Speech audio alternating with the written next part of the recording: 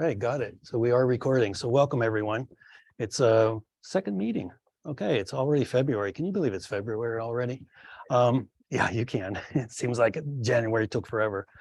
We got a lot to cover tonight. Each of us only has 15 minutes. There's going to be 5 of us. We're going to be editing Leigh's images, so I'm not going to take up too much time here. There's a couple things that I want to mention. I was here on Saturday, and when we're here during the day, we meet people pop in. So this Sunday is going to be the second Sunday at the Goggle Works. So we will be here and have the doors open. Kim's going to bring in some studio equipment. We're going to practice some headshots. We'll just bring in our cameras, socialize, share, and just be here and talk to some of the other artists and the other residents, because they will be here on the second Sunday. So this is the second Sunday at the Goggle Works that they're going to have in years. So to connect, we'd like to have some representation here. And what we'll do in our meeting place is have some fun with some studio lights and some setups. If you're new to photography, please come in because we can help you with any kind of beginner questions you might have. But that's something that we're going to try to do every second Sunday, have something going on in our space so that the outside community can meet us. Okay. I was here on Saturday, and just because I had the door open, 2 people popped in and asked about the club. They knew about the club, but they didn't know we were here. They thought we were still over at the old building. So if we're here during the day, we will get a lot more connections to the open community here. So that's one thing. What are the times on Sunday, the next Sunday? I knew you were going to ask. Well, we're going to be here from 12 o'clock until 4-ish, because I haven't gotten the time from the Goggle Works. It's not on their website yet, but it's not yet. So I asked the front desk, so I'll email Jamie tomorrow, and we'll post it on our Facebook page so that everybody knows when we'll be here. I plan on being here around 12 o'clock till about 4:30. Kim said she had to be here a little bit early to set up her equipment. So just stop by, hang out for a while, cruise around the Goggle Works with your camera, and hand out our cards. That's what we're going to do. And we're going to try to organize it a little bit tighter for the second Sunday throughout the year. Okay. That's one thing. The other thing I'm going to say again is we need help. I think you saw that in the newsletter, and we've been getting help, but we can always use more. This is your club, so come on in and pitch in. Like for instance, Kim and Sylvia were putting together our new name tags before we had our meeting, and that was about an hour's worth of work so far. All right. That's all I want to. Oh, the other thing I wanted to mention is we are getting some inquiries from school teachers. They have a couple young budding photographers. They're interested in finding a internship for next year. So if any of you have any suggestions, any connections, let me know, and then we'll pass it along to that group. We offered them membership. Come on in and come into our members meetings, and I sent them all the information. So we are getting some inquiries from some of the schools around the area. This is Wilson, and she's a art teacher, and she has a couple of people looking for internships for their senior year. So if you do have any suggestions, any connections, just let us know and we'll pass that along. Okay. I think that's all I have. Anybody else? Okay, Jay. All right, Leigh, you're in charge, buddy. Let's go. Let's go. Hi. Welcome everybody to an experiment. We're trying something that, to my knowledge, hasn't been done at the club before. I hope it'll be entertaining and educational. Everyone has a unique photographic vision, first when capturing an image and then after the shutter click in post-processing. Thanks, Ginny. We have 5 participants who have volunteered to edit in real time a raw image I have sent them. Each will bring their particular skills and will use several different software programs to achieve the goal. Some will be using Lightroom, some Photoshop, and others, other add-ons. Each one will have 15 minutes to complete the edit, so absolutely no pressure. 5 minutes before the 15 minutes is up.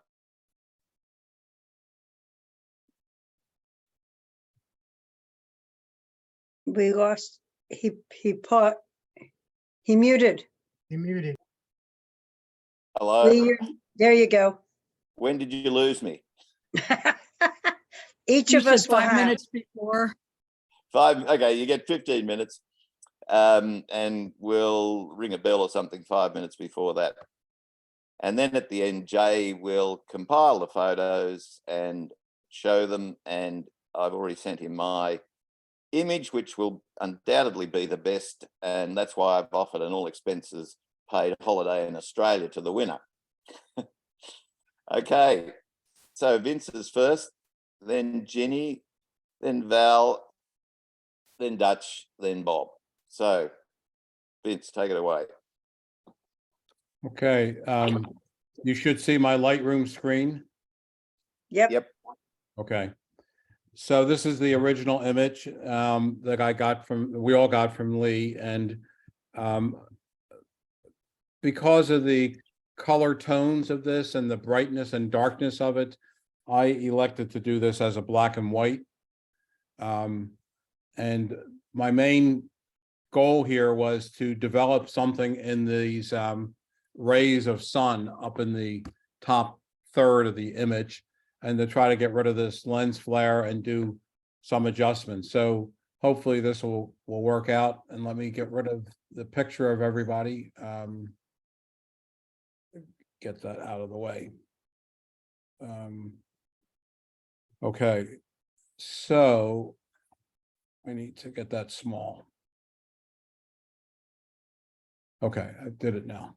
So my workflow, and I'm going to do this almost exclusively in Lightroom because I think that's probably what the majority of people will be using, is to get a basic crop of where I think I'm going to want the image. The downside of that is if I change the crop later, I may not have processed underneath of it. But to get for me to visualize what I'm doing, I tend to do my gross crop first.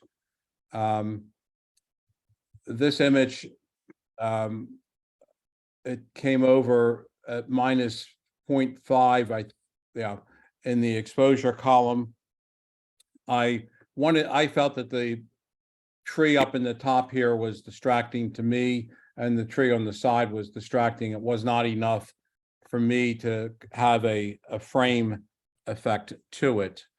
The fence is a problem. I'll get rid of that later. This is a problem, and I'll get rid of that later. In my workflow, I then typically will look at the white and black points and set those. The white is already clipping quite a bit, as we can see in the little triangle here. There is at least 3 ways of doing this in Lightroom, as there typically is throughout everything you do in Lightroom and Photoshop. For this particular image, since the whites are already clipped, I'm not right now going to increase the white slider to my white point, but I do need to get a better black point. So here's where we are now. We have this space in the histogram without our true black point. So if I slide my black slider over until we get some clipping of the blacks, I will have now gotten spread out my histogram and have a better control with the blacks. As I'm focusing on this or working on this image, I'm trying to develop what I think are going to be these light rays up here. And I might get an idea of those if I cut down the exposure a bit to give me an idea of what the light rays are that I'm going to go after. This was at minus half a stop, 0.5.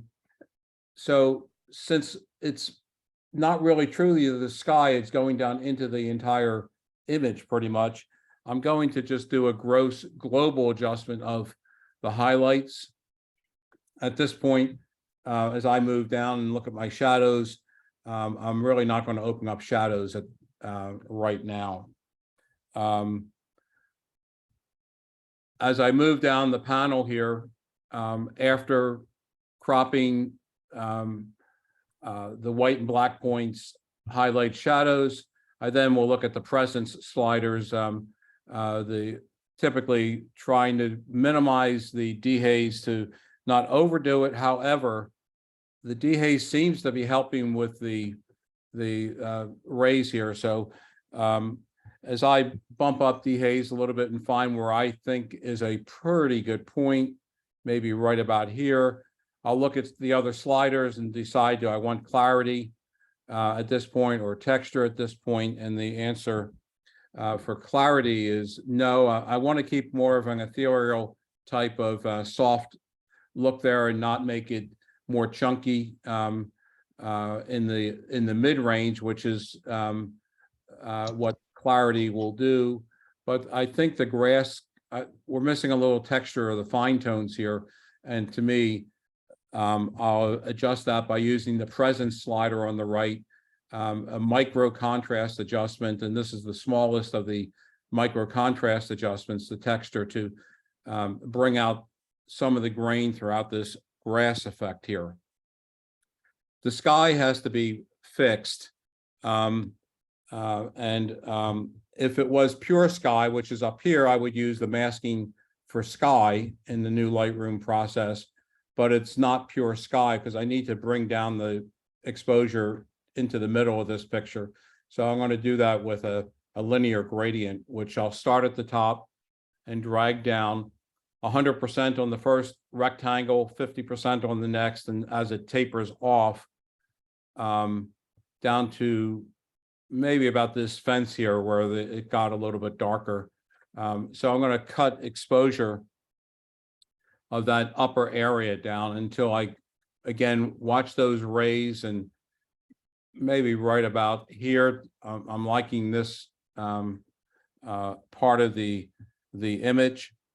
What I don't like is it's seeming to get a little bit more contrasty there, and I'm trying to keep that kind of, again, soft, ethereal-like. So I'm going to decrease the clarity some. So if I increase clarity, it's a different look. It's a harder look. If I bring the clarity to 0 and then go down a little bit, making the cloudy, foggy ray area a little bit more less defined. I would go through some of these other sliders to see if they're going to help. And for this particular point, I don't think they're going to help, but in this area. So I'm going to turn that mask off. And I've made my general color changes to the image, and now I'm going to convert this over to black and white using the Lightroom black and white option. I have other plugins, or I have plugins that I could use to do this, about 4 of them, but I generally have pretty much stayed in the last year to using Lightroom for my black and white conversion. So now I need to work on the various tonality of that image to try to get some better contrast. And to do that, I would go down to the tone curve, and using the tone curve here, and this first symbol, you'll see the name pop up, the parametric curve, as opposed to the set point curve. So using this parametric curve, we have 4 different areas we can adjust, going from dark to light. And as you hover over these, you can see that the highlights are in the upper right-hand corner.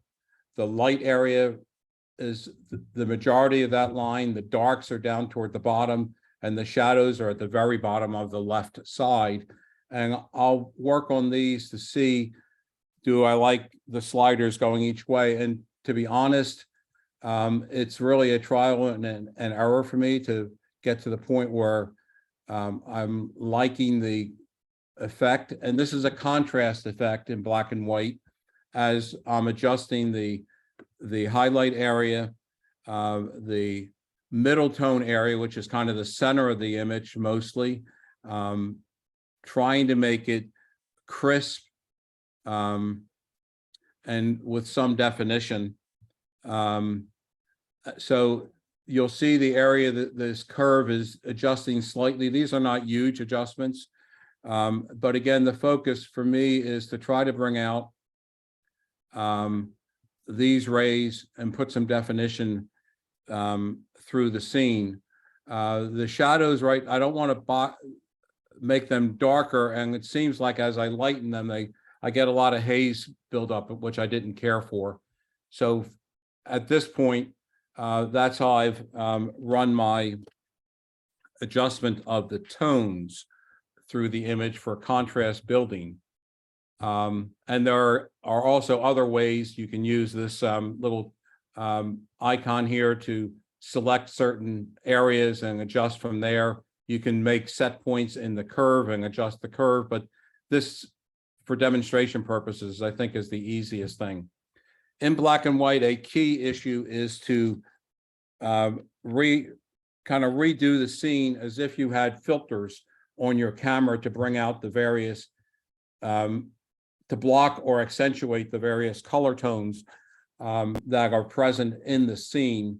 So again, for me, I just go down the list of the sliders and see, do I get an effect? Do I like the effect? With the red, there's a little effect over in that upper left corner, but nothing 5 minutes, Vince. nothing of consequence. The orange filter, the same. We'll bring that down to where I'm seeing some effect. The yellow filter up and down till I see the effect I like. And the same with the green. And what I have a problem in the center here with this flare, and I want to try to get rid of the flare. And it turns out as I work on my green filter, that flare is disappearing. There's nothing aqua in this image. Vince, Yes, did you hear the 5-minute warning? yes, I did. Thank you. Okay, thank you. I expected some blue to have the blue filter to have effect on the sky, but the sky is so washed out, it doesn't have an effect of consequence, but it is having an effect on that shed over there. And because I honestly don't remember what the original color of that shed was, but there, it did have some effect in that region. And so on as you go down the sliders and just pick what you want. After you've done these contrast adjustments, it's often necessary to check your exposure, your dehaze, and your other stuff, settings up above. Might have gotten a little bit too dark. You may be needing a little bit more. Again, I'm trying to make this somewhat crisp, black and white. I would like the shadows to come up a little bit at this point and see if I can do that without sacrificing the mid-range. So that's about there. This is too bright for me now. I'm going to do another mask and come up with a linear gradient from the bottom. I got caught on my desk here. Let's do that again.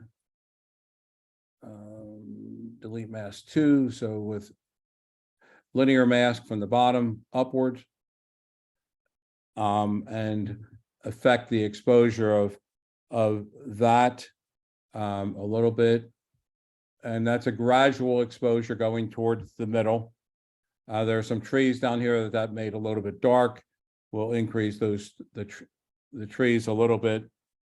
And what I want to do is now that water base there up in the upper right, it's a little shiny to me, so we'll mask that out and I'll cut some of that glare off. And this house over here, I'd like to make that shed a little brighter, do another brush and mask this out and maybe increase the exposure quickly over there to bring out that. The last thing that I have to do, and hopefully I can get this quickly done, is using the content aware erase tool, the new tool in Lightroom, and get rid of this fence. As I do get rid of the fence, I'm going to need to fix the grass underneath of it. I don't know if we're going to have time to do that. But the goal is to get rid of the fence there and get rid of that upper left-hand corner part of the image, and then go through and heal some of the grass down there, and make it look less affected. I'm doing it in sections so I don't have that overlap you just saw.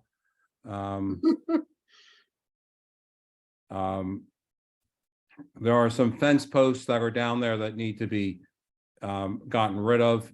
If this was a nature image in our club, you can't do this kind of erasing of stuff, but this is not a nature image. So I would go through and get rid of all these things. This is the last part of my edit. And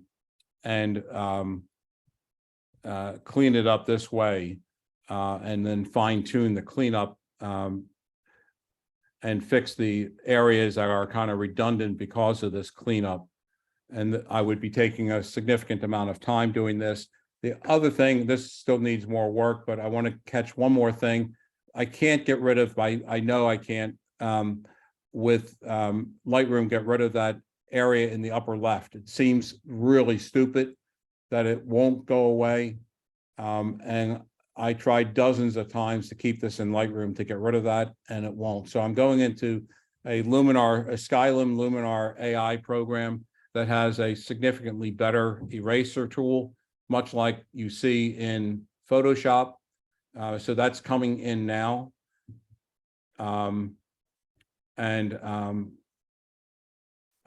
Get rid of this thing. I can't see my screen right now.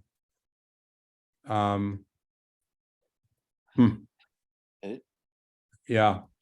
Okay, Vince, you don't Okay. need to worry. Your time's up. Okay. So anyway, this would have gotten rid of, I would have cleaned some of these branches up here, not have that intersection there, and finish the grass. And that's the end of what I have to show you. I'll stop screen sharing. Thanks, Vince. That was really educational for me. I'd not thought of doing it in black and white, and there's just so many different elements of it that were really useful. Thank you. So, Ginny. Okay, I'm going to share my screen. Okay. All right. I like Vince, I want to somehow get this a little smaller. Oh, there we go.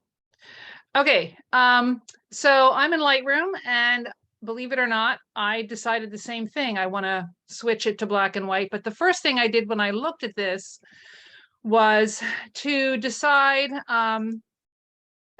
what I liked about this image, sort of like what Vince was saying. I also liked the rays of light. I liked these triangle shapes that were in here because I think that gave a great flow through the image.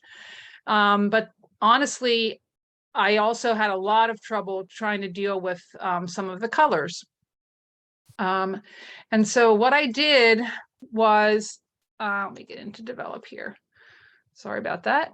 So what I did, actually, the first thing I did was convert to black and white because the colors were distracting to me. So I started out by converting it to black and white. And then I tried to decide what is it in this image that really needs to stay. And so as Vince did, I cropped next. And first I just wanted to straighten it a little bit because there's this, seemed like it needed a bit of straightening. And then I decided to, as much as I like this little pond, I decided to just get rid of it. I actually cropped this. I have a little thing here. I'm trying to crop it the way I originally cropped it here. I decided to crop in about like this, take off some of this, but I didn't want to lose this little road back here. And I'm sorry, Lee, but I'm just going to get rid of most of your fence here too. Yeah, something about like that. So this is the crop that I ended up with, or something similar. As Vince does, I looked over here at the histogram and I could see, all right, we've got a lot of highlight clipping here. So I just yanked the highlights all the way down. Now that if I look, it's still clipped a little bit, but you're not seeing quite the same thing. I actually brought the exposure. I don't like to do a massive thing with exposure, but I brought that down to about negative 0.7. And I also brought the blacks down so that I was just about clipping the blacks. Didn't want to go too far. So I brought them down a little bit also. After that, I decided I really needed to get over to Photoshop. to do the other things I wanted to do in here.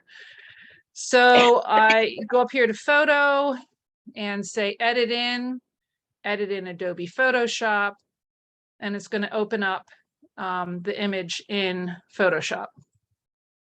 Okay, so here's the same image within Photoshop, and here's where I wanted to be able to get rid of some of these distractions in the image. So the first thing I do usually is I actually make a copy of the background by using Control J or Control or Command J, so that I'm working on a copy of the layer, of the background rather. And this layer I'm going to call Remove Fence, because this is the layer where I'm going to remove the fence. And I find it very helpful to name the layers so that I know what's happening in each layer. So in order to remove this fence, I do find the healing tool in Lightroom very clumsy, and it doesn't always take away what I want. So I'm actually going to go over here on these tools and choose my polygonal lasso tool and select the fence. Oh, I don't think I did it. Hold on. Sometimes it's a little tricky. I'm going to select.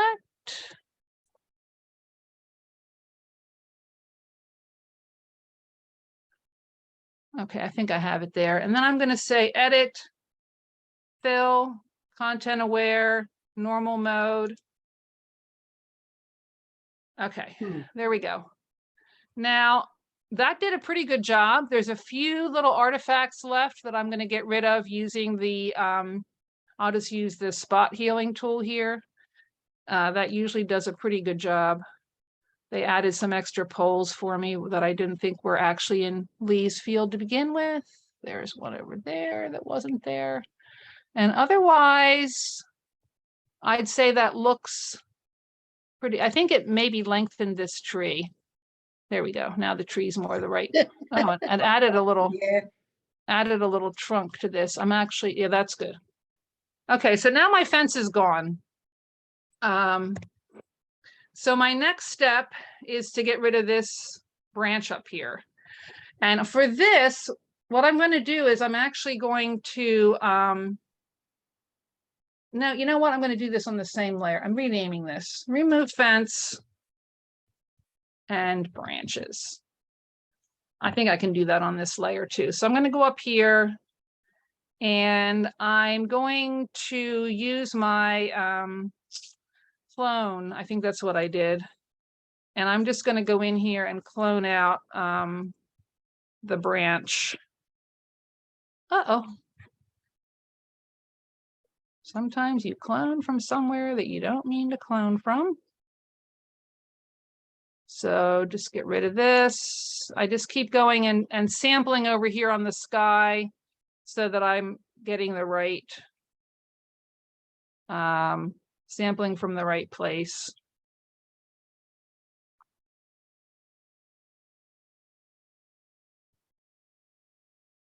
Oh. You're in the trees.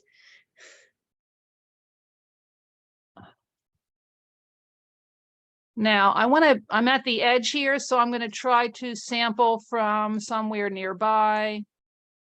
That makes sense.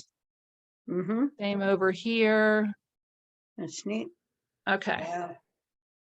Now I'm going to go over here and do what I can to get rid of this. So.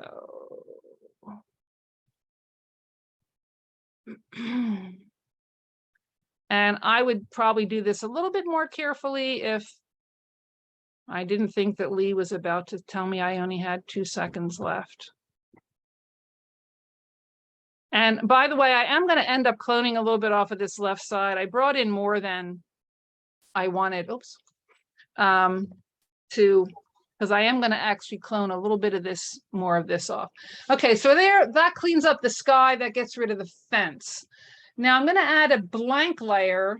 And on this layer, here's where I'm going to get rid of this beautiful leaf that is still in here that I don't really like. So in my blank layer, oh shucks, I don't know how to get rid of this thing up here. Oh, there we go. Can you see that it says when I'm cloning here, it says sample and it says current and below. Yes. If you're going to be doing cloning on a blank layer, which takes up less memory or whatever, then you want to make sure you say current and below, not just current layer, because there are no pixels on the current layer. It's blank. And what my goal here, by the way, if you came here when we were first talking, hold on, let me just make sure I'm in the right tool here. Why can't I zoom this? Hold on. Okay. Yeah, these are the kangaroos. See little kangaroos right there? That's how you know this was in Australia. There's some little kangaroos. So what I want to do is see if I can get rid of this leaf. Now, this was a little bit of an effort, and I probably won't be able to do it exactly the way I did it when I was working on it, and I didn't have such a short amount of time. But what I think I'll do here is I'm just going to sample from this tree up here and try to just add some foliage here to get rid of that leaf. Again, as Vince pointed out, if this were a nature shot or I was trying to do this to print, I probably wouldn't even do this because it's not going to be perfect. But I'm trying, and over here for this tree, hold on. I'm going to add a little bit more of this tree. For this tree here, I think I'm going to just sample from the tree itself here. And I'm Got going rid to of. try to get rid of this thing because that's annoying. 5 minutes, Jenny. Okay, got it. Hold on, I'm getting close. That's all right. Like I said, I'm not going to be able to get rid of everything here in my brief amount of time, but I'm just trying to show you how you could handle this. Oh golly, that was a bad one. Okay, I'm hurrying. All right, you get That's the okay. idea. You Yep. get the idea. You get the idea. So the reason I'm doing this is because I really love this little road and the way it curves over here. And I really wanted to include that in the image, but it was distracted by the foreground leaf that found its way into the image. So once I did that, I'm going to do one more thing to take care of this. I loved what you did there, Vince, with that green, to get rid of this with green. And I missed that. But what I did was I just added in a brightness adjustment layer. And I'm just looking at the tree now, and I'm going to pull my brightness down. I realize it's affecting everything at the moment. And I'm going to pull my contrast up, and I'm just looking at the tree. Now I'm going to take this brightness adjustment layer, and I'm going to use Control-I and invert it so that you don't see it at all. Then I'm going to use my brush and paint with white. So that, and I'm only going to make it a flow of about 9%, so I can do a little at a time. And I'm just going to paint over the tree to reveal that darker effect of the brightness layer to try to remove that that flare on the tree. Okay, that's as good. I did better my first time, but you get the idea. All right, so once you've taken the photo into Photoshop from Lightroom, now all you have to do is hit save, and it's going to pop back into, I can move this thing out of the way. It should pop back into Lightroom. Here we are back into Lightroom with all of those changes that I made in Photoshop. At this point, now that I have all those things fixed in from Photoshop, I'm going to do kind of what Vince did, and I'm going to do a linear gradient here. And I'm going to actually pull those highlights, pull that exposure down to try to get that fiddle with whites, fiddle with blacks, and try to bring in those light rays again. And I think I actually did a gradient at the bottom, but I'm not going to worry about that one. And the other thing I wanted to do is bring out this little shed. So I'm going to create another mask, an object selection, and select the shed. And I'm going to pop up the whites on the shed. And the other thing I was going to do with this mask, that linear gradient, was a little bit of a dehaze to bring those light rays in. Let's see, looking at my notes. Okay, I think that's it. No, wait, no, I forgot to crop. Okay, finally, I would then crop over a little bit. So I still have my little path, and if I'd done a better job there, you would see that. How's my, ooh, yikes. Let's bring my highlights down. Okay, there we go. Thanks, Ginny. You're welcome. Interesting that both you and Vince went for black and white. It never occurred to me that that would be an option. Let me get myself back on screen. But it's very effective. And again, we've learnt things from you, Ginny, that I didn't know before. So that's great. Good. I learned things from Vince that I didn't know.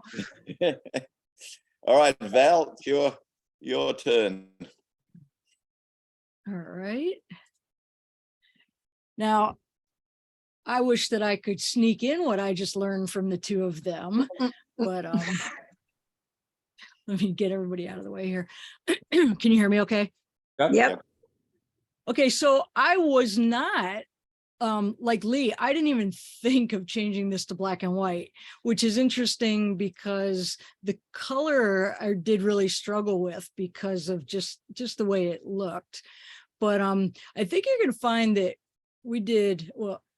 Okay, I'm doing it all in Lightroom. Let's just start with that. I have almost no Photoshop skills, but so I'll start right there. But kind of like the other guys did, I started right off the bat with cropping, and the red you already saw from the other guys that was the highlight alert saying there's kind of nothing in there. So I think that I came right down pretty far there because there's nothing up in the sky.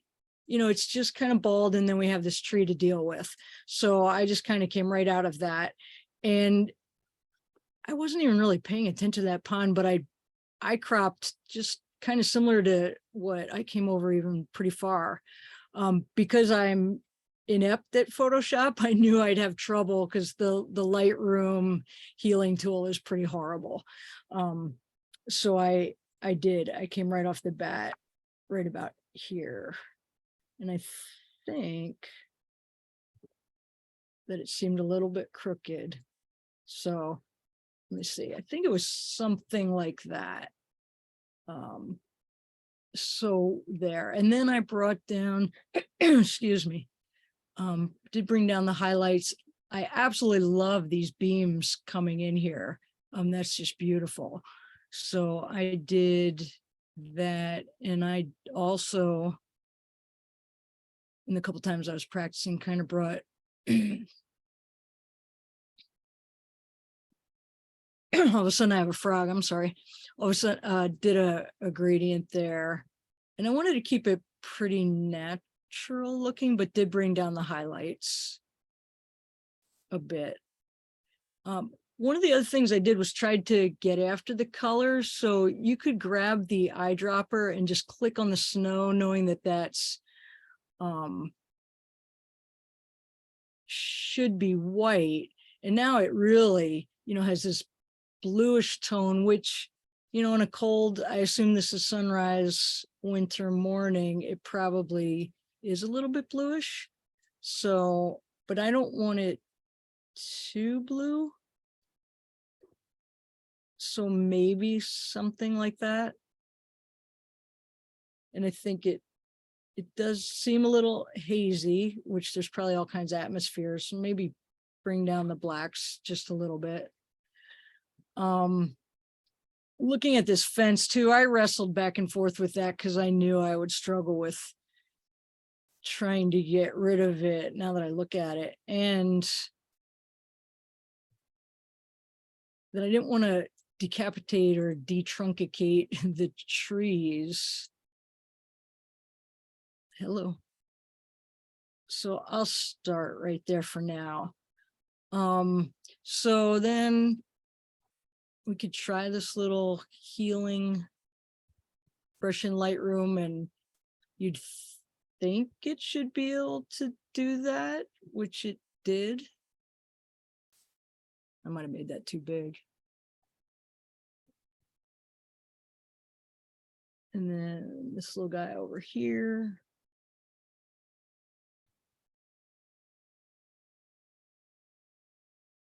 I don't know, there's like a little lag here with Zoom. And then I did try and do some things with the tree branches in pieces. And those little kangaroos up on the road, I never noticed. We had a debate before everybody came in about kangaroos. I never noticed that now I can't even find them. There's little kangaroos down here too, I think. Which is pretty cool, Lee. You got kangaroos on your property. But he said they cause problems, so. You can clone them out. Yeah, but you can't do that in real life, right? Right. So I don't know, I was switching back and forth between tools because in Lightroom, like they said, the healing is really terrible. I'm gonna try and get rid of this guy.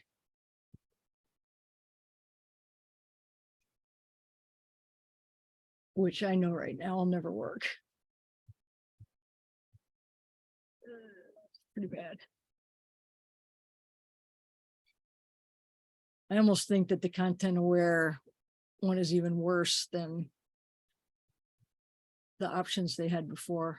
Hang on. I'm just going to leave that for right now and see how bad it looks. So yeah, I can't.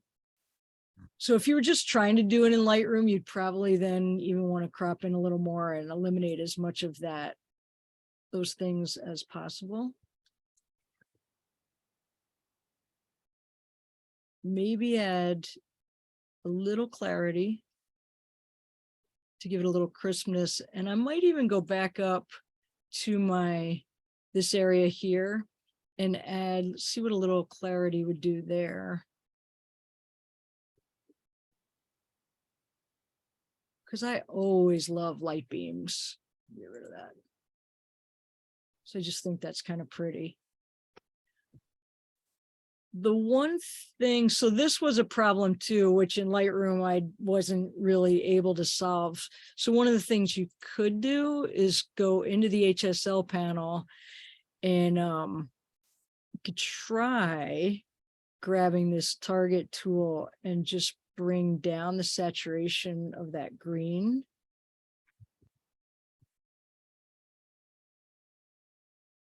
That looks a little messy.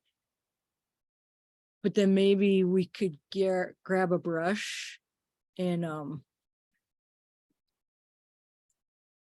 just brush this little, maybe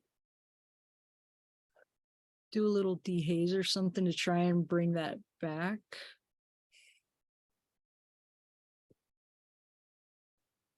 Where'd it go? Where'd it go? Where'd it go? Now that they switch the tools, I get lost.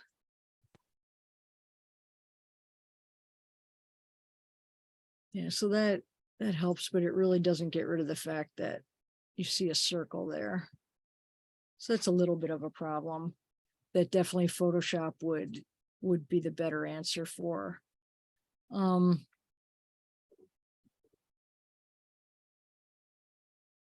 know, kind of looks neat. It's almost a sepia tone. That's kind of neat too. And you could go up and look at some of those other presets that Lightroom gives you and play with that, but I'm just going to leave it natural.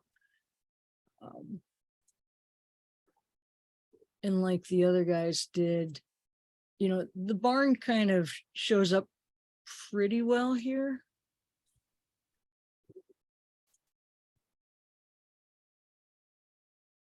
Ginny, I never draw the box right. I don't know how you get that.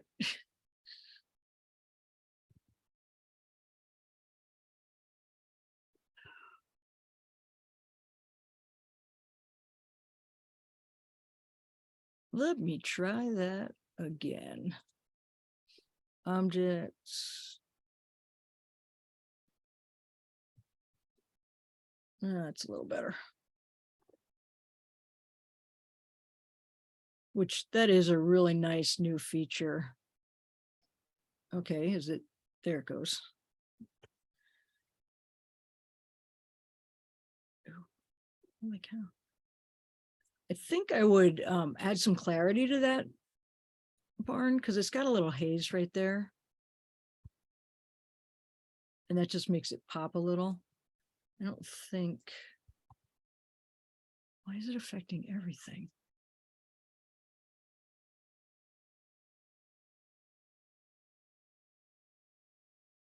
Did my mask disappear? There we go.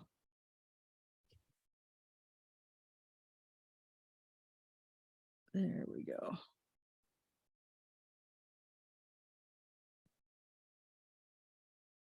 And I didn't want to make it too much because I really love just the atmosphere. There is a lot of the, it might even be kind of frozen, frost in the air that's helping to give all that kind of texture in the light beams.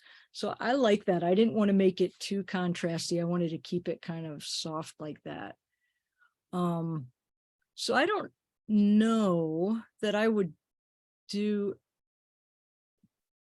anything else to the overall image. When I was playing around with this, I did play a little bit with warming this up a little bit, but it started to look a little fake to me. So I don't, what we could do is grab. 5-minute warning. Okay.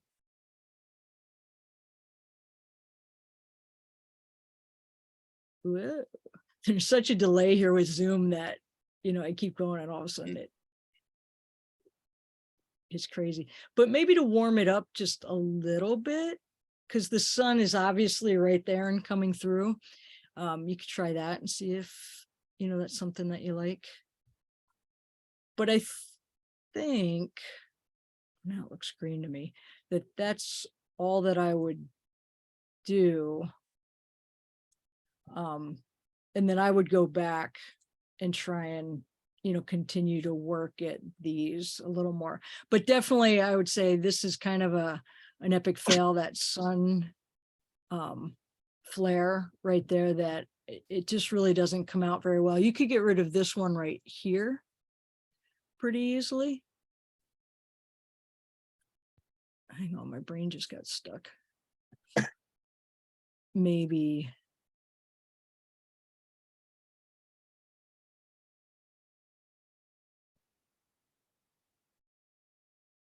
like that.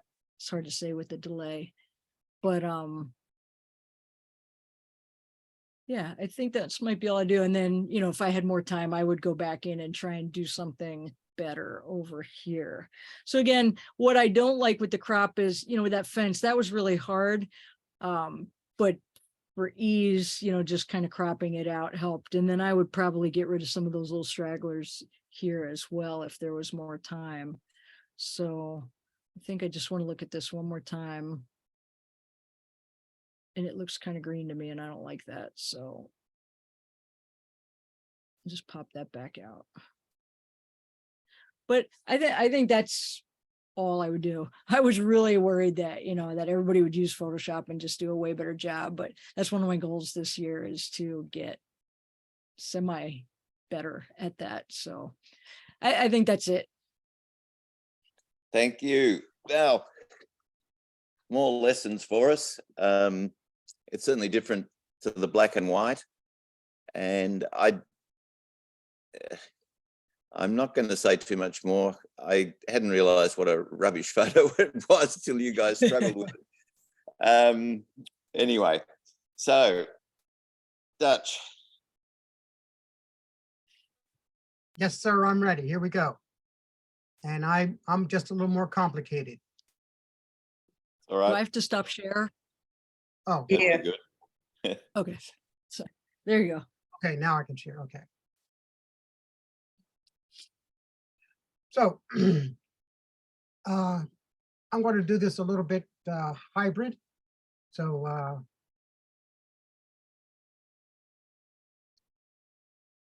I'm going to show you what I'm going to do, and then I'm going to do it. I use these 4 tools: Photoshop Lightroom Pure Raw, which is new, and Silver FX Pro.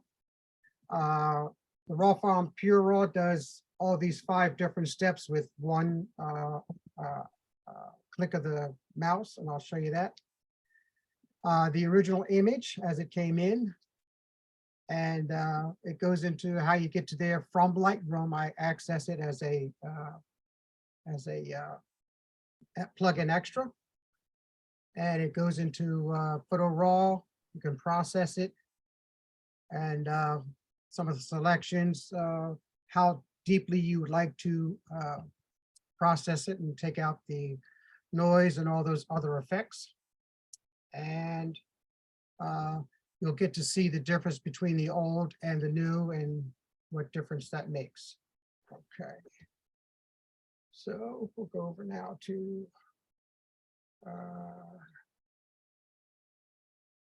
okay. Here's the image. We'll process that image. It was in Lightroom. I loaded it into DxO Pure Raw.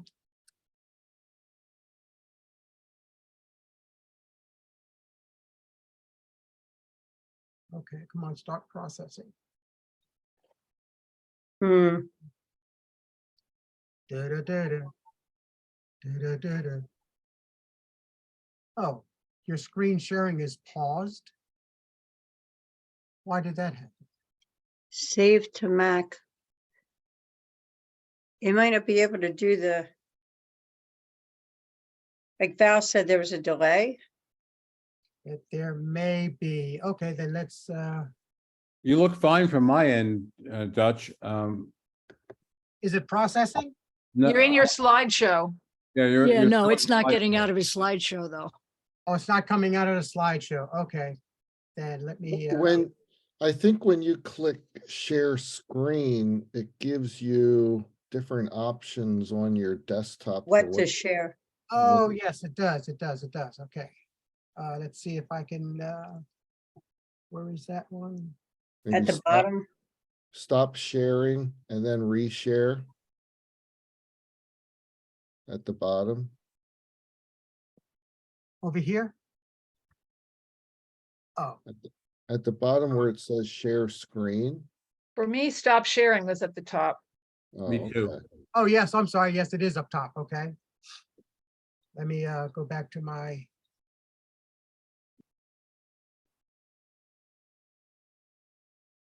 and now I do a share screen. And you're all right there. Share. Okay. Now.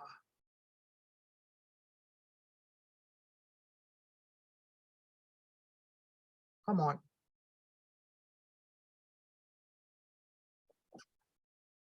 This may be too slow for this process here. It doesn't no, look as if it's doing anything. Yeah, in order to save time. you let have me- to open the image.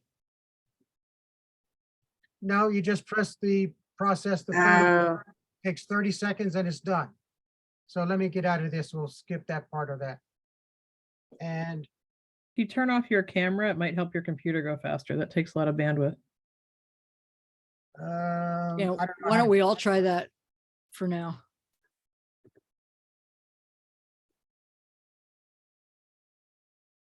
Mia, can you turn yours off? yeah, too? I'm getting, Yeah, that might free up. That's what we do on some other Zooms.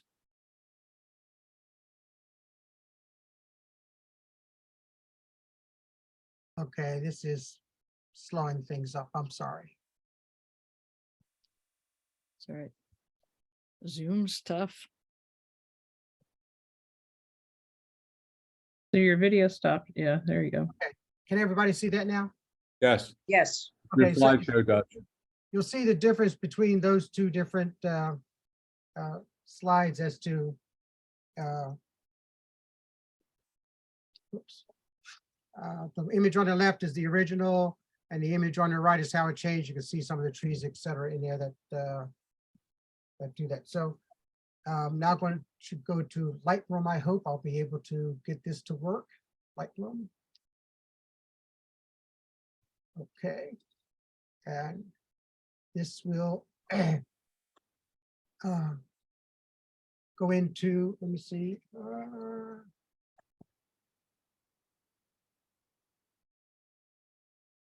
Develop, then I go into file,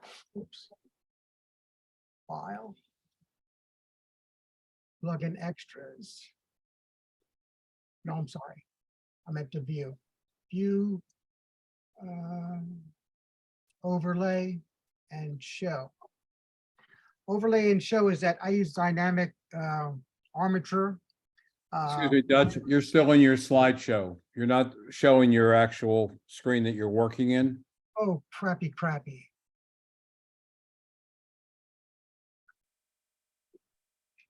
So when you hit share screen, you can pick desktop. Usually it's desktop 1 that will give you the actual product that you have on your own desktop. Can you see that now? Yes, there we go. Yes, there we Okay. go. Sorry about that. So what I did, I use something called dynamic symmetry, and I'm an old 4x5 guy. So ultimately, I take the grids, and I've messed this whole thing up then with this sharing thing. But ideally, I like to take a look at how the 4x5 dynamic grid looks on an image. So I moved it around the image, and since I'm a 4x5 guy, this is a 4x5 grid that I'm moving around. And what I liked about it was this area right here. I like the flowing lines for the line that led across here to these trees, the straight, and I did straighten up the fence along this direction here.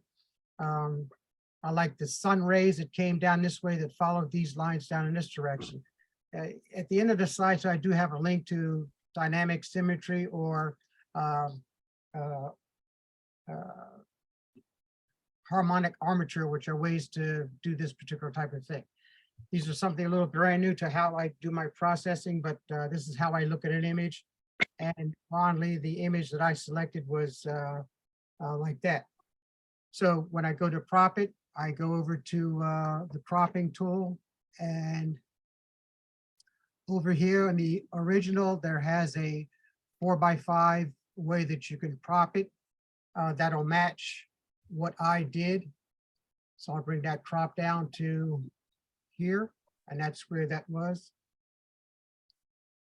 And that's where that will crop that image. So I know you don't see it here, but I have to go back to the library.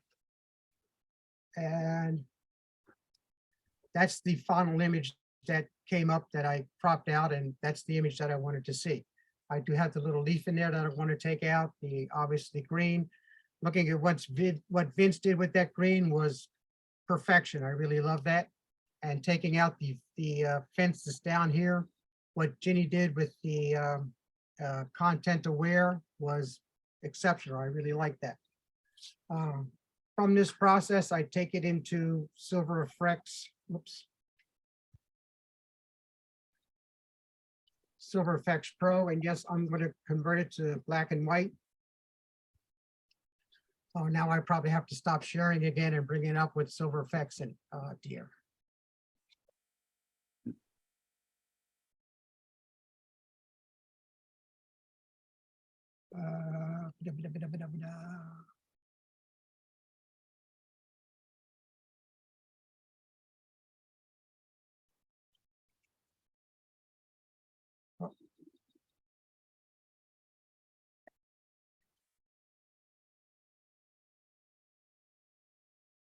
Okay, that screen is up. Can you see that screen now? Yes, Dutch. Yeah, Silver Effects, okay.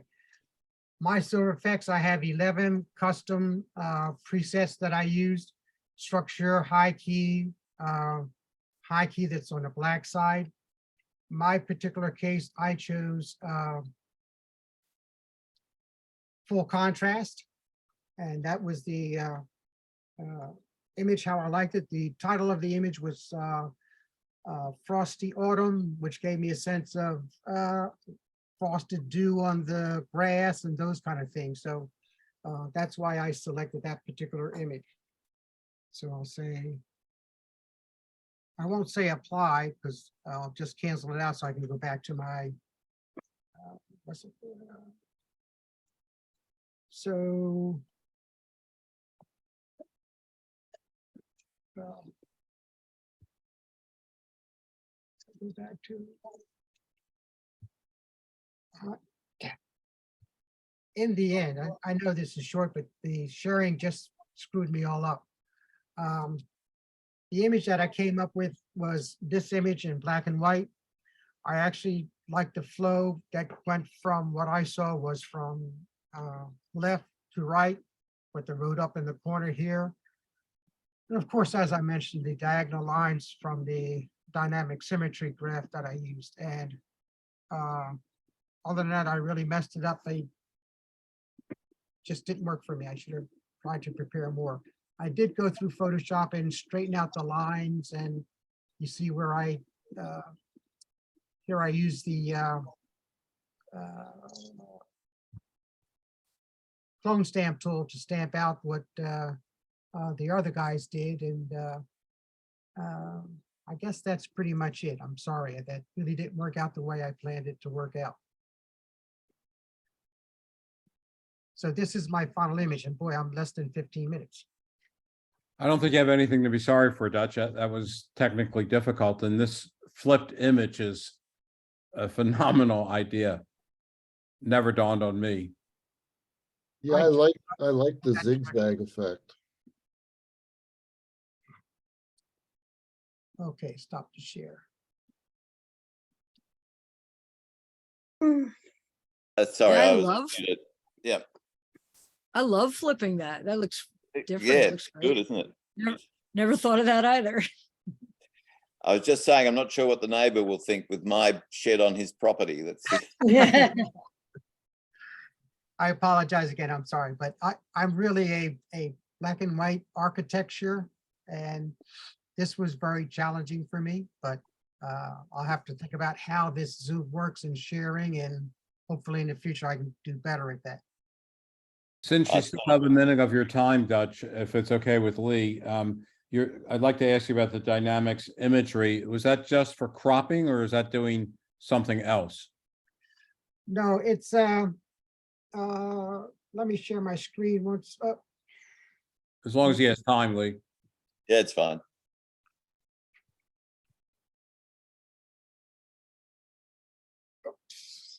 It's a compositional structure which goes back to the Yes, Greeks and Romans, actually. yes, Maybe- it's what they used to use on their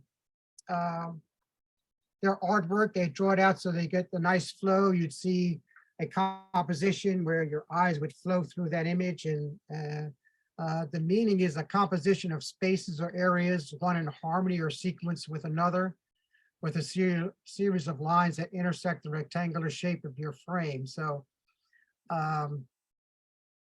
you have to select an overlay for your size. It's relatively new to me, and it is not easy to grasp. You have to spend a lot of time going through it and trying to understand what it's trying to tell you to do and how to do. So Your presets in Silver Effects Pro, were they your custom presets, or were they yes, the those are presets level one. of the app? Yeah, I take an original one and then I modified, because I do like to make all my images sepia tones. I use the sepia number 19, it tones it, so all of them are like that. Okay, Bob, Thank you. you're up. Oh, Goggle works. Okay, I'm here. All right, let me, I'm working on the big screen and a small screen, so let me try to share. And Photoshop.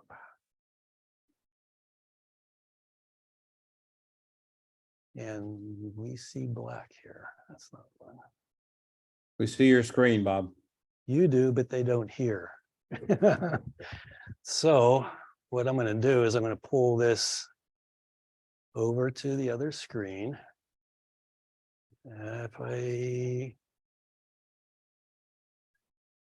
You should see it on the small screen. It's beautiful. There you go. All right, I'm gonna mess this up for the people here and myself, because now I gotta work backwards. All right, so I gotta go to the other side of the podium. All right, I'm gonna cheat. This is my finished version. Okay, so I'm gonna start by opening, if I can find mouse. There it is. Okay. And I got to move this somehow. All right, I got to open the file. So I worked strictly in Photoshop. I knew everybody's going to be in Lightroom, and really I do 95% of my work in Lightroom, but I wanted to get rid of the lens flare, and I wanted to keep it in color. And I knew I couldn't really do that well inside of Lightroom. So when I open it in Photoshop, it's going to open it in Camera Raw somewhere on the other monitor. Hold on. Take it over to the other monitor for me. Wait a minute. I got it. There it is. All right. All right. So opening it in Photoshop, because it's a DNG file, it's a raw file, it automatically opens it in Camera Raw. And basically what you're in here is Lightroom. So what I did was I brought the highlights down 100%. I brought the shadows up to open up some of the fence and some of the trees. And I actually brought the exposure down overall. So I made everything darker. And that was to bring out the glow up in the mountains up there. Okay, that's about all I did here. I don't like to add contrast. I know a lot of people like to add contrast, but I'm going to do that later on in Photoshop since I'm in Photoshop. I did bring the whites up just a bit, because once you bring the highlights down that far, anything that is white is going to go very, very gray. So you always want to bring up the high or the whites again. Now I'm going to turn this on. This is the clipping for the highlights, and this is the clipping for the shadows. So when you're doing these extreme measures like the exposure and the highlights and everything like that, it's good to see where it is clipped. So originally this whole sun right here was clipped, but by bringing down the highlights that far, there's at least something there. This is the only piece right here where you see the red that is still clipped. So what I'm doing here is I'm opening it in Camera Raw, and it did remember, and I brought this in on a disk, and it embedded that metadata inside the DNG file. So I didn't have to do everything over again over here. All right, so I'm going to click on open, and now I have it open inside of Photoshop. All right, so the first thing I did was I had to decide, am I going to go, when I knew Vince was going to do this, I knew Dutch was going to do this, I didn't know Ginny was going to do this, we're going to go to black and white. And I wanted to be a little different, so I left mine in color. And the reason I left it in color is I could see all the orange, and this is the morning, so it's the golden hour. So I assumed that there is a lot of gold up in the sky up here. Okay. Now, I normally do what Ginny does too in Photoshop. I make a copy, and let's see, Control J. So what that did was it made a new copy over in the layers. So that copies everything to layers. So I have layer one. And now Ginny did what I teach my students to do all the time, but I'm going to save time.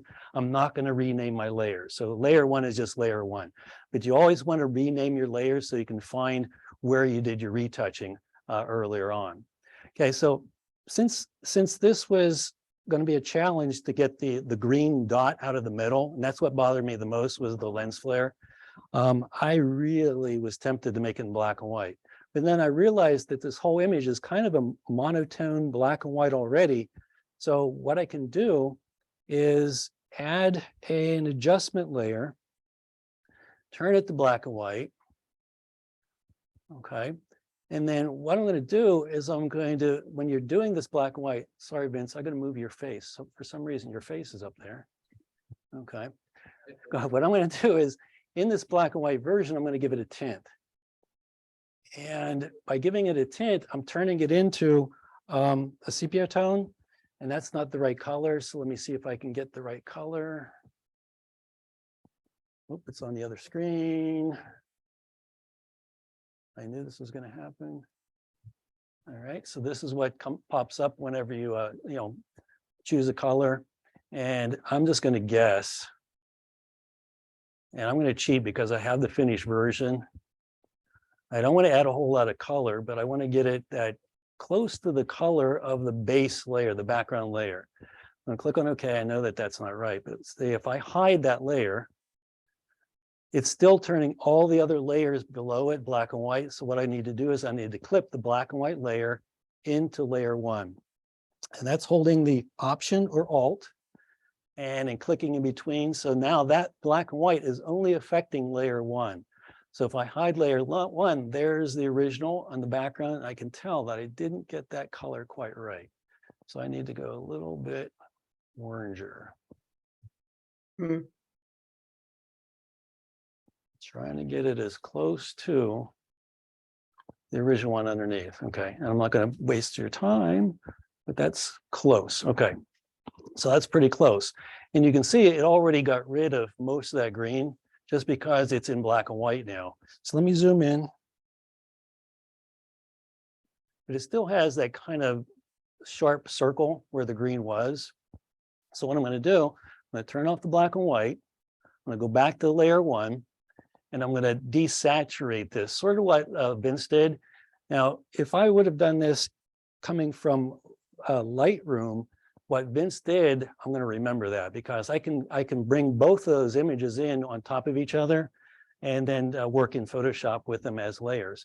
But I'm going to have to do this in Photoshop. So I'm going to come over here under the dodge and burn. There's a saturation or sponge tool.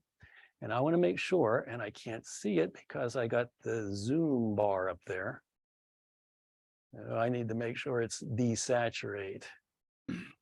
It says desaturate at top. Thank you. All right. You're going to be my eyes, okay? Now I want to do this using a flat brush. So I just right clicked. I'm going to flatten the brush. All right. I need a bigger brush. All right. A little bit bigger. I want it to be real soft, so it's not a hard brush. I'm going to hit the Enter key just to close this. What a lot of people will do is they'll click out here to close it, but you might do some damage. So I hit the Enter key. So what I'm going to do is I'm going to try to desaturate the edge. All right, just to get rid of the edge, because that's where it's still showing up, is that weird halo edge. So I'm just desaturating. This just rub all through here, and that will gray down the original layer 1, which is all in color right now. Okay. Then I go over here to the, if I can find it, the cloning brush. Mhm. And again, I'm going to right click. I'm going to flatten it. I want it nice and soft, make the brush a lot larger. And this is again to break that edge where the where that green circle was. Alternate and click to pick up some of the clone. All right, again, just breaking the edge. And this took me in the original about 45 minutes, so I only have 15. All right, so all right, let's turn the black and white back on. Okay, now what I need to do is I need to only show that part of the image. So I'm going to add a mask on layer 1. Okay, so on layer 1, I have a mask. And what was that shortcut? Control-I. All right, so Control-I. You can see down here in the layer, now that mask is totally black, so it's hiding everything. So now what you do is you take the paintbrush, because we're going to paint. You want to make sure you're painting on the mask, not the layer. So I want to make sure that the mask is highlighted down here. And again, I need a bigger brush. And I'm going to bring that sepia tone black and white back in. It's not a perfect match. So I'll show you the finished one. All right, so that takes care of most of that. And up here too, to get rid of that green spot up there. All right, so Control-0 to zoom back out. All right. The other thing I wanted to do is get rid of this up here. Now that's on the background layer. Now, normally I'll do a Control J again in case I mess up, but I'm just going to do it right on the background layer this time. Now, if I hide the background layer, you can see that's all that layer 1 is showing because it masked everything else out. So I'm going to go on the background layer, go to the healing brush tool, the spot healing tool, and it doesn't do a bad job. Again, I would have done this in Lightroom. And if I just start doing this, it's going to make a mess. And I'm just going to do a big gross change up there. Let it see. There you go. Yeah, see, I told you it's going to make a big mess. I'll just a minute longer. All right. And I'll show you the one that I took my time. All right. I'm left-handed. I'm using the wrong button. Okay, so I worked that a little bit longer, took out all this, took out all this, and took out all this. Okay, so what I really wanted to show you is the cloning stamp tool. And I know Ginny was using it. You can see over here, we have the glow, that soft glow over here with the orange. And I want to add that over here along with the tree line. So I'm going to go to the cloning stamp tool and make the brush bigger again. And it's not Still there. flat. Yeah, it's still flat. I want to keep it flat because I don't want to make a big circle on the other side. This is something that most people don't realize, that we have the cloning stamp source. So when I sample right here and I come over here and start cloning, it's a line. So it's going to go left to right. I want it to sample here and go, when I start cloning, right to left. So I'm going to flip the source. Okay, so it's going to go the opposite way of where I paint. Okay, now I'm going to make this a little bit smaller. Hold the alternate key down, sample right about there. Okay, now you can see that I'm picking this up and I'm cloning. And the nice thing is, as I move, you can see it's going the opposite direction. So the X is where it's cloning from. That's the source. So I'm cloning basically away from the source. So I got that nice curve to the sun rays over here, and I got a clone of this. Now I would work this a little bit farther over here so that it doesn't look like it's an exact copy, but that's almost the mirror image like that. Okay, so that's that tip I wanted to show you with the cloning stamp, is the cloning source, and I'm flipping it on the width. Okay, so if I start here and I go out, you can see that the X is traveling the opposite direction. If I didn't turn that on, it would go towards me and I'd be cloning all this white over in this corner, which I didn't want. Okay, so that's the cloning source. Okay. Now I did go a little bit farther than I have time for. What I wanted to do is I wanted to get rid of this down here.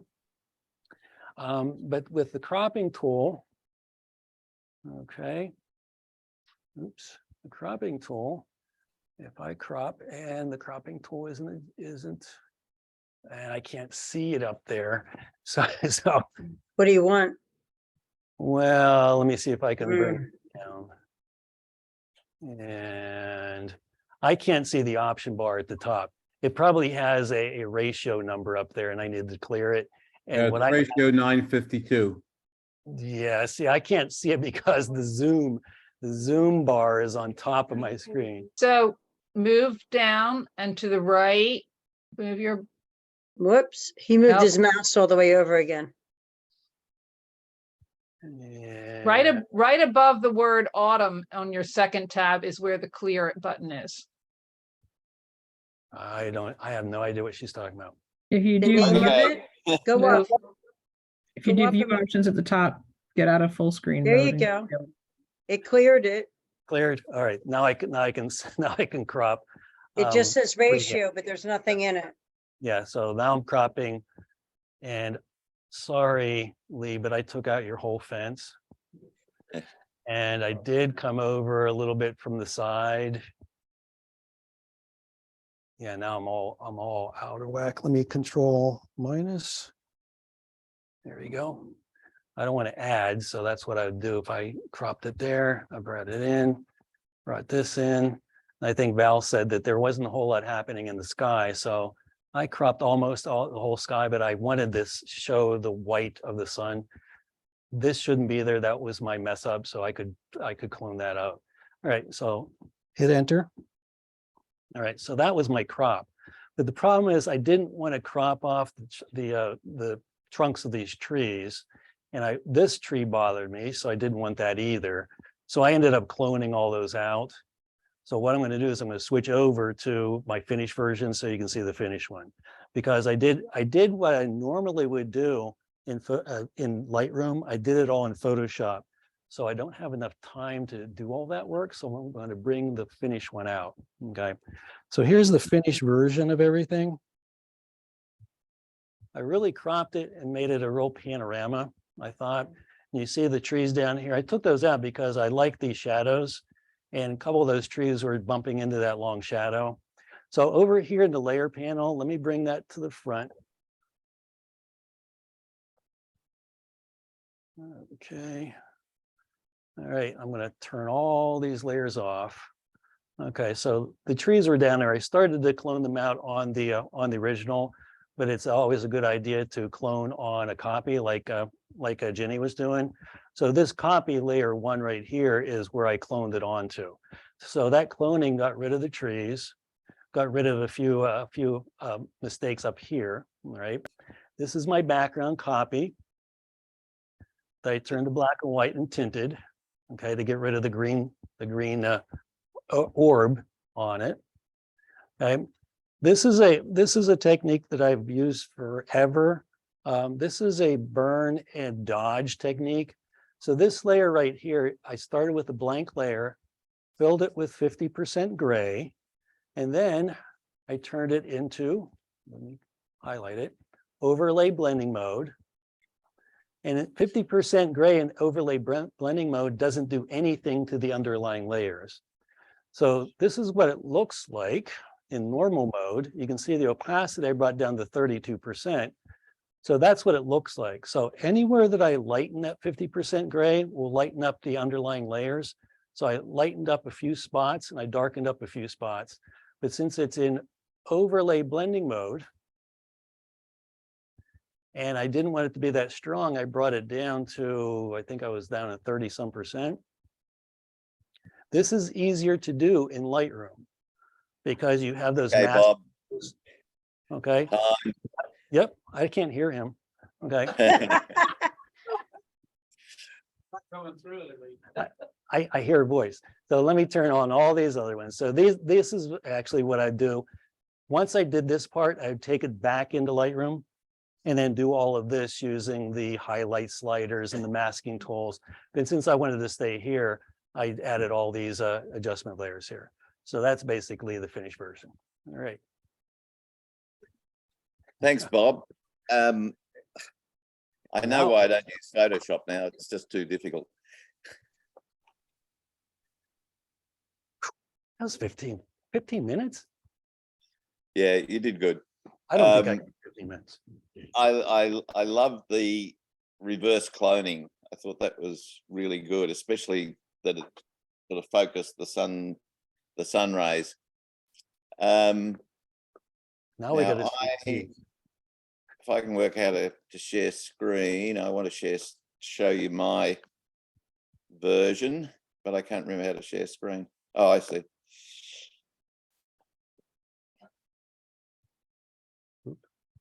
So that's mine. I had the advantage of knowing what it looked like. And I think probably Australian autumns are a bit more orange than yours. So I need to bring out the oranges. I left the leaf in the top corner just to show that it's autumn, but I agree that it's just as good without it. I didn't have much success on cloning out or getting rid of the lens flare. And as you can see, I cropped it right up to that fence to get rid of all those other pesky problems. But Vince would say I shouldn't have had the fence there because it's a blocking layer. But yeah, so that was my effort, and it took about 4 hours. Okay. So are there any- was the ground white like that with frost? Yes, that's why I said frosty morning. But again, you know, different perceptions of what a frosty morning looks like. Can I rework mine again? Should I go ahead and go through them all quickly? Yeah. Sure. Yeah. All right, I'm gonna try to share the screen here. All right, here we go. All right, here's Vince's. Can you see it? Yes, it's All right. bigger than, Is Ben it too big? Is it too big? No, I think it's the right size. All right, there's Vince's. See if this works. And that's Ginny's. I'm gonna zoom into Val's. This is the one Val sent me ahead of time. And I'm gonna put up the one that I screenshot after her demonstration next. This is the one after her demonstration. Can you see the image okay? yep, Okay. So that was the previous one that she sent me. And this is the one during her demonstration, I believe. This is Duchess. I love this, I like the flip. I like the line. Mm. And this is Bob's. And this is Lee's. So I'll go backwards. Leigh, Bob, Dutch, Val, Ginny, and Vince. And there you have it, folks. Thank you. Thanks for everybody who volunteered. I hope it was educational. It certainly was for me. Learned a lot of stuff. Anybody have questions? So thank you all for attending. Jay, have you got anything else you want to, or Bob? Yeah, Leigh, if you can send me the original image again, I'm gonna send it out to the membership. In case anybody wants to play with it themselves and post it on the Facebook group, that might be fun. Yep. Will do. And any of our presenters tonight, feel free to critique us. I would just like to make a comment, since the major problem that many of us had with this image was the lens flare, which can be artistic, depending upon how it goes through the image. So I think the key is to one, to recognize it, make an active decision if you like it or not when you're shooting. And if you want to get rid of it, there are some techniques to get rid of it in the field, which would be a nice long lens hood, your hand up above, looking to see where that sunspot is, so you can maybe block it with your hand not in the picture. That's the best way. But if your hand becomes in the picture when you're up there looking and okay, now the hand's in the way, you can take 2 shots, one without your hand, one with your hand blocking the sun and the flare, and now use the 2 of those as a composite in Photoshop and blend out or paint out the hand area. And you can do a composite that way to get rid of the lens flare. It's a very effective means. I also saw a photographer use a little flexible thing on his hot shoe. And the flexible thing was about 18 inches long with a clip. And he had a 5x7 cardboard, black cardboard, and he had that sitting up in the air, and he lined that up instead of his hand. So it was a steady thing that was there throughout his exposures as he changed and got different exposures. So that was pretty effective. except it was blowing in a 20-mile-an-hour wind, and I suspect it must have added some camera shake. Yeah, the other thing, Vince, too, is if you have filters, take them off if you're shooting straight into the sun like that, because you'll get even more glare. Yeah. Yes, particularly if you have more than one filter, but yes, that there is that bounce, although they're supposed to be multi-coated, and that's not supposed to happen. It does. Dutch, you were going to share some links to 2 products, and I didn't see that.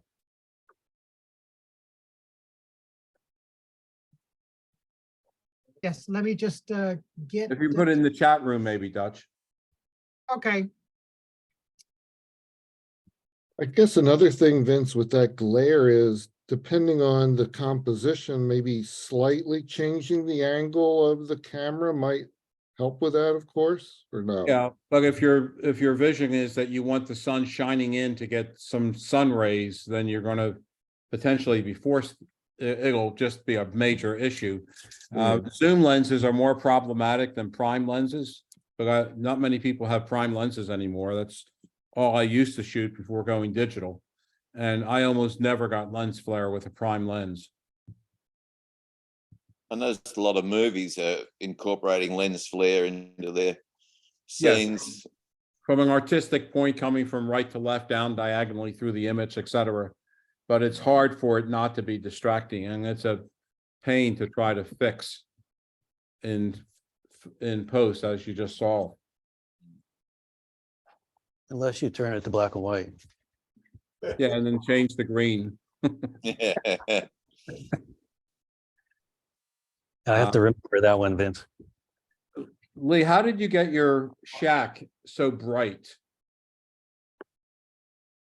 The hut that was on the side there, you really had that almost like daylight, and it's near black in the original.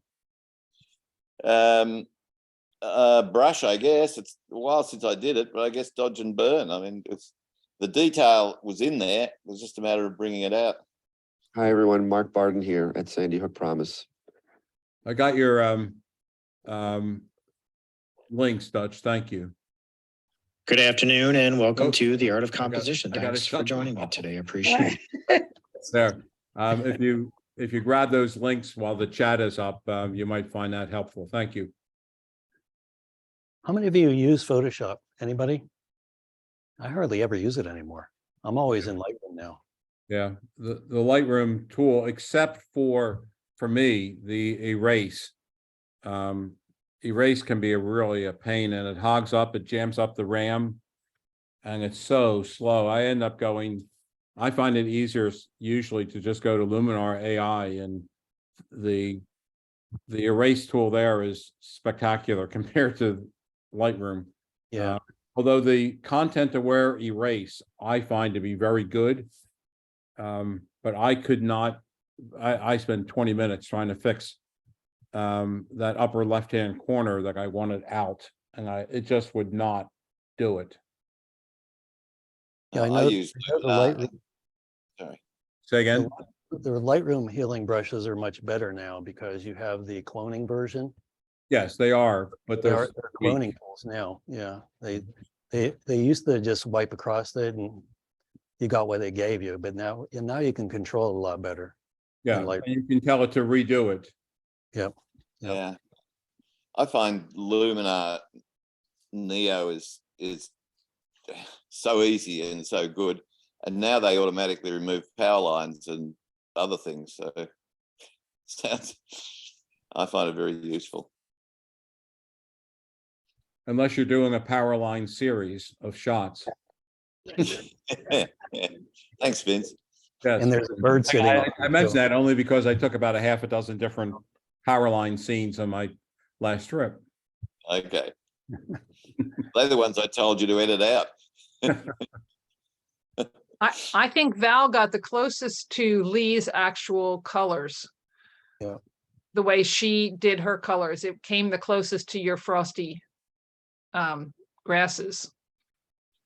Yeah, I thought, and this is my ignorance, but I thought that people would play with the temperature and other colors to try and see what there was. And I guess because I knew it was a lot of orange in it, that people would have gone in that direction. I also knew that the grass was white. Yeah. So I have to admit, I totally missed the title.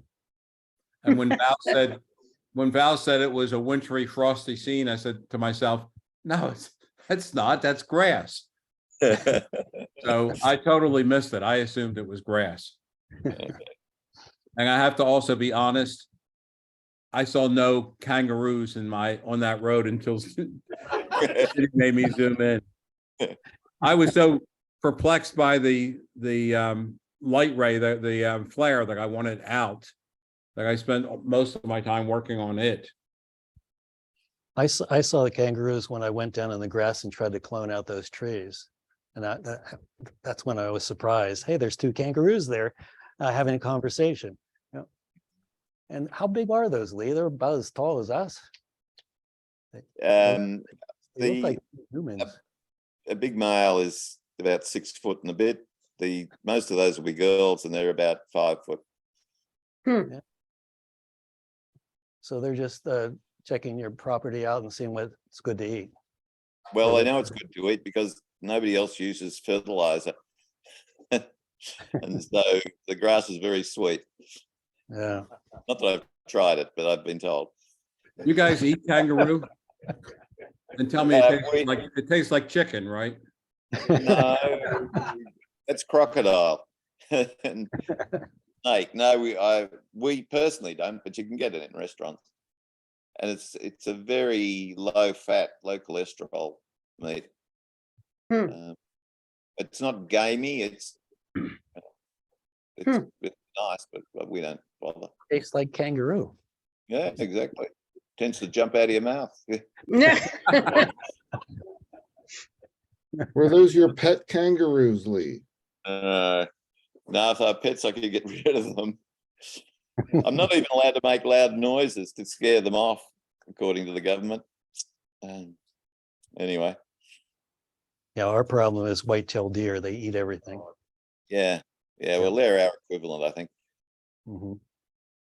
But they don't kick us, or they don't punch us. They don't Yeah. box. They're not as threatening. Deers don't box. Well, they do Yeah. if you're close, but They just leave ticks on you. Yeah. Okay. yeah, I saw something online today at my workplace. Some Russian punched a camel in the nose. Oh, The camel killed him. Yeah, Really? picked him up like a rag doll, tossed him around, and then stomped on him twice and oh, walked away. So don't Really? punch a kangaroo in the nose. Don't punch a camel in the nose. Oh, kangaroo. I thought you said camel. No, it was a camel. It was in Russia. One of they're their dangerous. Yeah. he Yeah, I walked never up, heard. punched it in the nose. So All right. Well, good night, folks. Good night, everybody. Thank you. you. Good night.